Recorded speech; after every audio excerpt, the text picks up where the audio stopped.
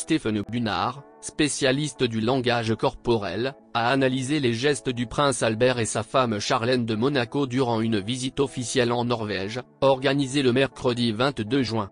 Ce que l'on nous donne à voir n'est pas la représentation d'un amour le plus sincère qui soit, a-t-il estimé. Stéphane Bunard a analysé l'étrange baiser échangé par le couple princier, le mercredi 22 juin, à Oslo. Il s'agissait de l'une des rares démonstrations d'affection publique du couple, venu assister avec ses jumeaux Jacques et Gabriella, 7 ans, à l'inauguration de l'exposition Sailing the Sea of Science, au Fram Museum, après un déjeuner avec le roi Harald V et la reine Sonia de Norvège. Les rumeurs autour d'un potentiel divorce du couple, marié depuis 2011, vont bon train depuis la longue absence de la princesse, atteinte d'une infection orale qui l'a retenue plusieurs mois en Afrique du Sud. Elle avait par la suite été admise dans un établissement spécialisé en Suisse, pour épuisement physique et émotionnel.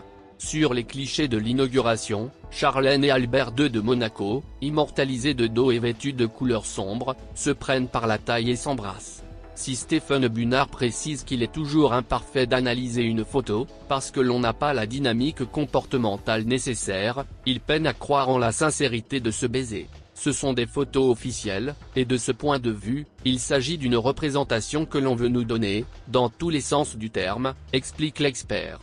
Cela signifie que l'œil du photographe ne s'est pas arrêté sur quelque chose d'authentique, alors que souvent, les professionnels ont ce talent intuitif. Avant d'ajouter, preuve en est qu'ils se donnent leur baiser en se regardant les mi-visage droit, la manière dont la tête est tournée. Or, dans un baiser sincère, d'abandon, on est dans la confrontation des hémi-visages gauche.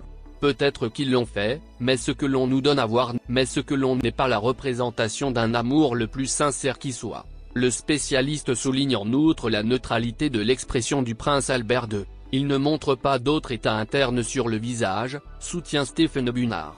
Il n'a aucun mouvement de sourcil, de bouche, aucune esquisse de sourire, aucun affaissement de paupières particulier. Et il a la tête légèrement rejetée en arrière.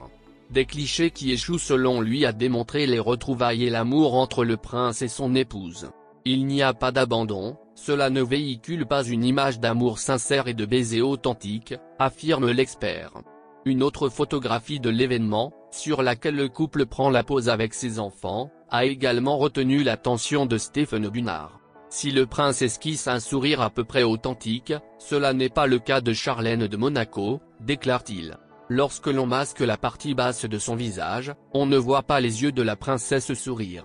C'est donc un sourire social à 100%. Par ailleurs, son regard part vers le bas, ce qui nous montre qu'elle est dans une espèce de ressenti nostalgique.